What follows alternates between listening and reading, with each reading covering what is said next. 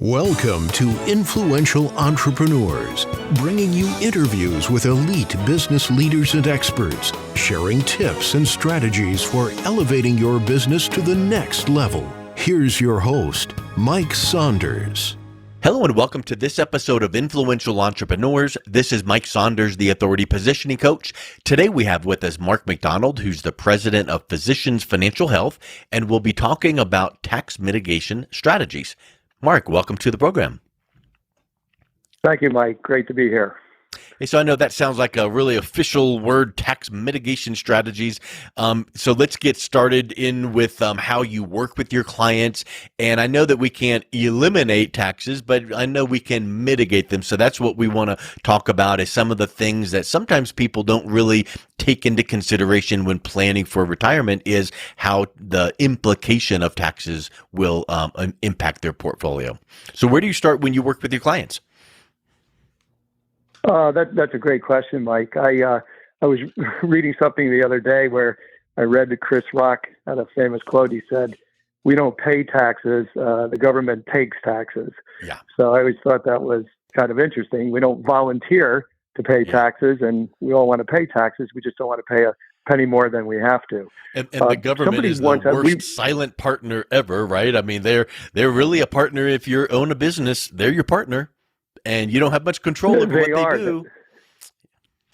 It's a great point you make, Mike. They're really our part. I remind all of our retirement planning clients that, they're a partner in our 401ks and our IRAs. We have to start taking money out whether we need it or not at age 72, and those are called required minimum distributions. So, at the highest level, I always describe taxes as kind of like a box of Cracker Jacks. There's always kind of a prize in the box, but you have to kind of dig around to find it. Get your hands sticky along the way. Exactly. It can get messy, but, most people think of taxes as punitive, but really I forget the latest count. I think there's probably 20,000 pages in the tax code, probably more. But the government also has tax incentives. They really want to, stimulate savings. They really want people to, grow businesses. So you really want to understand where the incentives are inside the tax code, and then use the tax code to your advantage for both personal income planning, retirement planning, business planning, everything. So that's really the key if you look at it from a very high level. And I think that one thing that people don't really take into consideration is when you are starting to look at retirement early on, maybe in your 30s or 40s, you've got plenty of runway. The misnomer is, you're going to be in a much lower tax bracket when you get into retirement. And talk a little bit about twofold. Number one, the tax bracket in years to come. And number two, are taxes going to go down or up between now and the time that someone retires? And I think that those are two misnomers that people, just sweep under the rug and go, oh yeah, it's going to go lower and we're going to have much less taxes, lower tax bracket, and that might not be the case. So those are two great points that you bring up, Mike. The first is tax brackets. So we always remind people the tax bracket you're in today doesn't necessarily mean that that's going to be the tax bracket in the future. And to your point, many people in retirement think that they're going to be in a lower tax bracket when, in fact, when we do the actual planning for them, they are not. One of the big factors in that is required minimum distributions. The government has encouraged all of us to save. We get great benefits on the front end from 401ks and 403bs, SEPs, KIOs, IRAs, all these great pre-tax savings accounts. But the small print on the back end says that we have to, at age 72, start taking money out of these accounts, whether we need the money or not. And when we do tax planning for many, generally middle to upper income individuals who have been very good at savings over the years, they find out that actually at age 72, they're going to be in a higher tax bracket. So the important thing is to understand really, if you're going to defer paying taxes today, you want to understand that that only works if that extra dollar earned that you're not paying taxes on today is not going to be higher at some point in the future. So let's say, for example, you're in the 24% tax bracket today. But in 10 years, perhaps through forced RMDs or something, inherited money or whatever, now you're going to be in a 32% tax bracket. Well, did it really make sense to defer taxes today on that extra dollar earned if, in fact, you're going to be paying more taxes in the future? So it's really important to understand not only what tax bracket you're in today, but what does life look like for you in the future when you start taking money out of assets, when you start looking at income. Retirement income is taxed all differently. Social Security is taxed differently than pension money, which is taxed differently than short-term capital gains versus long-term capital gains. So there's a lot of moving parts, and you want to fully understand how that affects you today, but also in the future, and what taxes look like. And I think a lot of people. Second question you asked, Mike. Oh, go ahead. Sorry. No, I was going to say, and the second question is which you brought up, which is a great one, which is tax brackets today. And the one thing we know is that they will definitely change in the future. Because why? Because they've always changed in the past. The best example is in 2018, Congress passed sweeping legislation that lowered taxes that were supposed to, and I say supposed to, stay in place until 2025. We've already seen with a new administration, and this, by the way, happens with any administration, so it doesn't matter what side of the aisle you're on, but they're already talking about, especially at the higher income level, raising taxes. So the one thing we know for certain is that taxes, the tax bracket you are looking, or the tax rates we are looking at today, will not be what we're probably looking at 5 years from now, and certainly not what they're going to look like 10, 15, 20 years from now. So that's very, very important. For that, isn't it true, Mark, that really the main driver of, well, why do taxes go up? Well, the government has a spending problem. You look at the deficit and you look at all these programs and you look at, a deficit just means that's how much, like for you and me, it would be like, let's pull credit and see what your consumer debt is, credit cards, car loans, and let's see what your mortgage payments are, and that's your debt load. Well, for the government, that's the deficit. Well, if there's a deficit, how do you close that gap? You raise money by raising taxes. So, you bring up a great point there where it's like, the government, we hear about one administration or the other. It doesn't matter what side of the aisle you're on, because money is money. And if you've got a big gap, you've got to close that gap somehow. That's such a great point. And I do a monthly tax planning and tax strategy webinar. And one of the things we talk about is the federal debt. And in 2012, the federal debt was about $9 trillion. This year, it's about $24 trillion. Next year, it's going up to about $28 trillion. And they expect within 5 years to be close to $48 trillion. So I say this is nothing more than, just imagine this is the government Visa. This is their Visa balance. And, just like we run our personal lives. Exactly, and that tax bill is going to come. So that's a great point, which is there's so much tax planning that goes in now where, people just intuitively understand that, this debt, which used to be front page news all the time, is now kind of moved to the back pages. But guess what? The debt has not gone.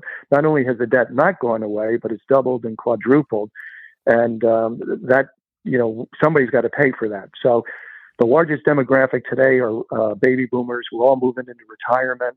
The government knows we have $25 trillion of untaxed 401k IRS money that's waiting to be taxed. They also know that, the best way to get, incremental revenue is by changing the tax bracket, which means that you don't have to make $1 more next year than this year, but you could end up paying more taxes if they just move the needle a little bit, move you from the 24 to the 26% tax bracket.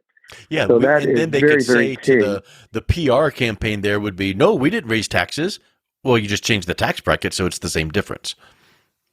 Yes, exactly. And that's really what they've shown. In the past, that's what they've done. But again, it's just, I always say to people, imagine, you've got this runaway, balance on your Visa or American Express bill, right? The interest rates. And this is really the key here is that 10 years ago, interest on the debt was the third biggest line item expense in the federal budget. Today, it's the second biggest. Good. Medicare and Medicare supplement entitlements are the largest. Number two is interest on the debt. So that is it's just one more example of a problem that's not going away, and the only way they can solve it is by increasing taxes and collecting more tax revenue. And you mentioned the tax code, whether it's 10,000 pages, 20, 30, I've heard 30, 40,000 pages, anything over 100 pages, it's like, okay, now that's your eyes glaze over. And the regular consumer cannot be expected to read or understand or know how to implement all that. And the tax code is there to help provide savings. So let's talk a little bit about, now that we know all these numbers of trillions and deficits and all these things, and we know that the taxes are a big, animal or mountain to overcome in retirement. What are some ways that people can pass their hard-earned retirement savings to their family without having to pay as much taxes as possible? Great question. And there's a lot of planning that goes around this, especially in the estate planning area. But really at the two highest levels, the first way you can do it is while we're alive, and that's through gifting. So the IRS allows us to, let's say as parents, to give money to children or grandchildren, or actually anyone. It doesn't have to be a relative. You can this year you can give up to $16,000 a year as a gift. That gift is income tax free to the recipient, and it doesn't affect our lifetime estate tax planning exemption. Next year, in 2023, in a couple months, it's going up to $17,000. So that's one example of how you can pass savings on to relatives or even friends, tax-free. The other involves estate tax planning, and there's a number of really great things that people do. You usually want to have a professional that's involved with this, but things that you can do, the best example is life insurance. For 150 to 200 years, the tax code, the IRS has granted very special tax exemptions to life insurance because life insurance is so critical to people's lives. Replacing income, for example, is the most important. Translated into gifting, at the end of life, the death benefit on a life insurance policy is income tax free. If you think about it, there's very little income that Uncle Sam doesn't tax. But for example, you could have a $10 million life insurance policy, and upon death, that beneficiary will pay $0 on taxes. Okay, so that's one way to do it, is life insurance. There's other things that you can do in terms of, I always say you put money in three different buckets: the tax me now money, the tax me now bucket, the tax me later bucket, and the tax me never bucket.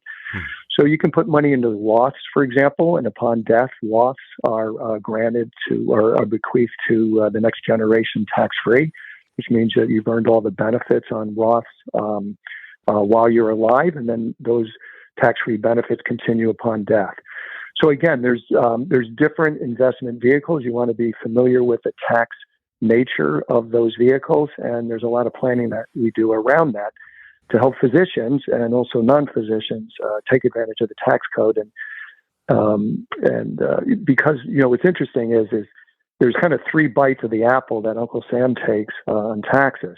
Well, if we think about it, we all earn money, and so that's our daily jobs, and we pay taxes, income taxes on the money we make. Any money we have left over, we invest. Well, we have to pay taxes on investments, right? Either long-term or short-term capital gains or ordinary income. And the third tax, or the third bite of the apple, is death taxes, right? And upon death, we have to pay taxes on our assets. And depending on how we've allocated those assets will depend how much taxes our beneficiaries have to pay when we move on to the next world.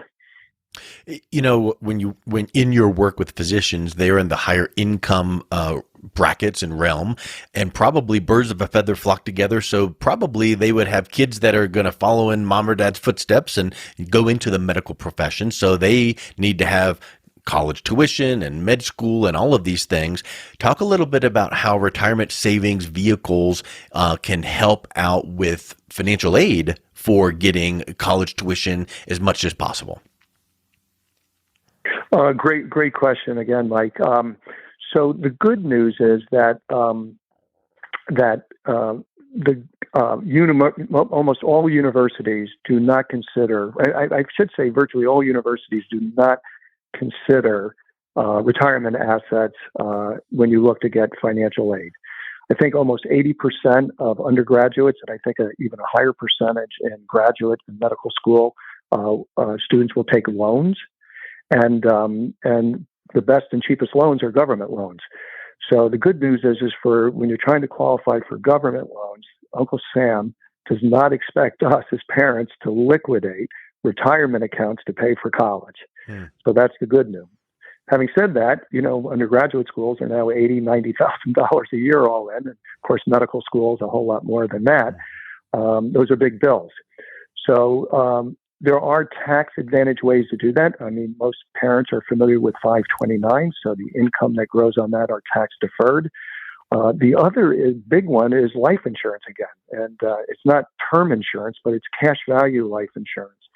And again, through the tax code, and this is where I use my Cracker Jack analogy here. If you dig through the box and you found the prize is tax code 7702 and 72E. And those are two specific tax codes that say that not only is the death benefit on a life insurance policy tax-free, but the cash value inside the life insurance policy grows tax-deferred. And if you take the money out as a loan, the gains are tax-free. So it's a very, very popular planning tool for college because it's a way to build up savings for college and not pay any taxes. And you're doing it within the IRS rules, and you're doing it within the college planning rules.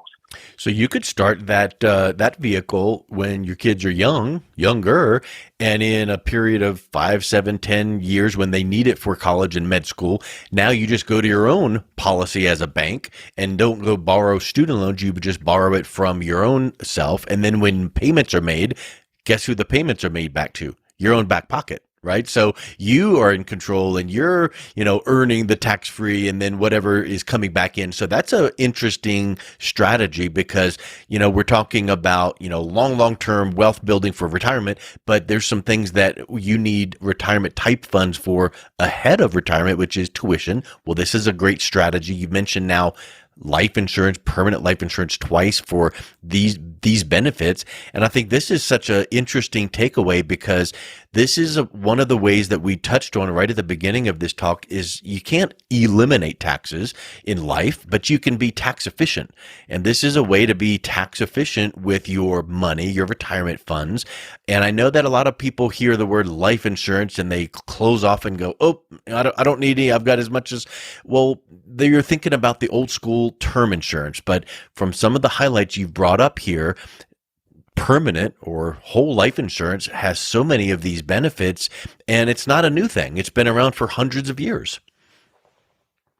It has.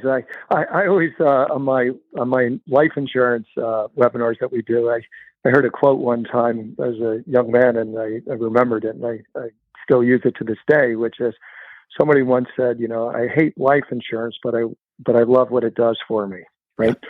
Which most people are saying is, I hate paying that bill, right? Same thing. But I used to say, geez, I hated paying my homeowner's insurance because for 23 years I never got a claim. But one day, Hurricane Sandy came through, and I had $120,000 of damage to my house, and the insurance company paid that entire bill. Yeah. Well, after that happened, my favorite and first bill I pay every month is my homeowner's insurance because I love what it did for me. Unfortunately, I've had to do this a few times, more times than I like to think about, but I've had to deal with, delivering life insurance policies to beneficiaries when they lose a loved one. Well, there's only one thing more stressing than having the emotional stress of a lost one, and that is having financial stress when you also have the emotional loss of a lost one. So life insurance and the government and the IRS has recognized this from as early as the beginning of our country's, beginning of, the formulation of the tax code, is that life insurance is really important. It's important as a death benefit for income replacement. It's also done for estate planning taxes. And if you want to know more about that, we do a lot of that for physicians and non-physicians. But it's also extremely beneficial for, as you said, Mike, cash value life insurance, which in addition to guaranteeing a death benefit through different types, whole life is one example, index universal life is another example, but there are, again, this is the prize inside the Cracker Jacks box, because of 7702 and 72E, cash value, these are after-tax dollars that go into a life insurance policy, grow tax-deferred, just like your IRA and your 401k. Think about it. These are after-tax dollars where normally if you put it in any other investment, you have to pay taxes in the year that you earn that income or that, any of the gains. You are deferring those gains inside the life insurance policy. You are then able, as you said, Mike, to be your own bank, right? What's better than borrowing money from your own self, right? I mean, from yourself. Loan approved. So you can be loan approved, and if you structure it the right way, you're still going to grow your money. Your policy is still going to grow. You're still going to have your death benefit. And most importantly, you've just got a bunch of tax-free money to pay the college bill. And we work with a lot of physicians that say, Mark, I want I want a tax-free pension in retirement. We start off and they say, look, my Social Security is going to be taxed. All my investments are going to be taxed.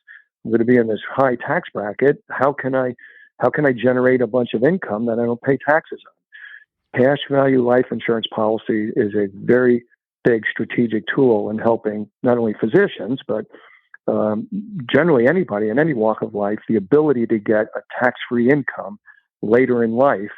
And who doesn't like the idea of not paying taxes, in retirement on part of your income? You hear about the uber wealthy that, they paid, so little in taxes. The top 1% pay so little. Sometimes people kind of think of that as, they probably have to have 9 corporations and write off, offshore accounts. And that might not be the case. This might be one of the vehicles that allows them to, have such success in mitigating their taxes. And I think that that's such an eye-opening concept, because people think, knee-jerk reaction, term life, that's what you get when you die. But you're explaining many benefits of using this type of a vehicle that is long-standing and proven to give benefits now, as well as, a death benefit. So what a great revelation, Mark. I think that is such a huge point. What is a final takeaway? And then how can people learn more and reach out and connect with you?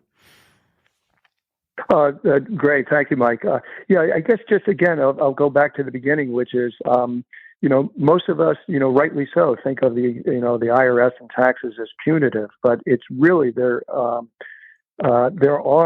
so many tax benefits. And again, you need professionals and you need people that, you mentioned the 1% club, Mike. Somebody once said, well, how does the 1% club not pay taxes or pay low taxes? And first thing I always say is, well, guess what? They don't do their own taxes. Yep.